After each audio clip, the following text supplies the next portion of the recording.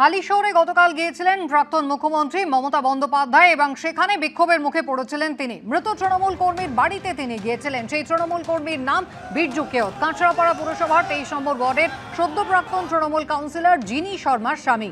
একই সঙ্গে প্রাক্তন পুরপ্রধান এবং তৃণমূল নেতা কমল অধিকারীর ছায়াসঙ্গী বলে পরিচিত ছিলেন বীরজু। তৃণমূল কর্মীর মৃত্যু হয়েছে পুলিশ হেফাজতে এবং তার উপরে অত্যাচার করা হয়েছে পুলিশ হেফাজতে, তাকে পিটিয়ে মারা হয়েছে পরিবার কিন্তু এমনটাই অভিযোগ করছে।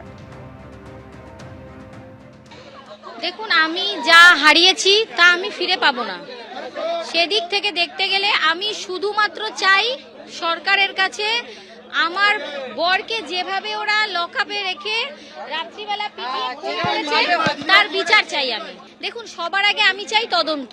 তারপরে উনি যেহেতু আমাদের সিএম, উনি আমাকে আশ্বাস দিয়েছেন যে উনি আমার বাচ্চাদের ভবিষ্যৎ এবং আমাকে সেই রাস্তা উনি করে দেবেন। উনি আমাকে দিলে আমি মাথা পেতে নেব, এটা হচ্ছে প্রথম। কিন্তু আমার একদম প্রথম দাবি হচ্ছে আমার ওই যারা যেই মানে আইসি বা যে পিসিওসি যারা আমার স্বামীকে হত্যা করেছে লকআপে নিয়ে, যেখানে আমার স্বামীর নামে কোনো মানে কেস ছিল না বা এফআইআর ছিল না, আমি সবার আগে তার একটা বিচার চাই। যে আমার এই যে 3 বছরের এখনো হয়নি, ছেলেটা ছোট, মেয়েটা 8 বছর, আমি তাদের নিয়ে ভবিষ্যতে চলবো কি করে?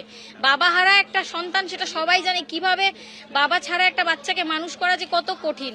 আমি তার বিচার সবার আগে চাই। তিনি যখন আমাদের সিএম, তিনি আমাকে ভরসা দিয়েছেন, আমি তার উপর পুরো 100% মানে আস্থা রেখে আছি।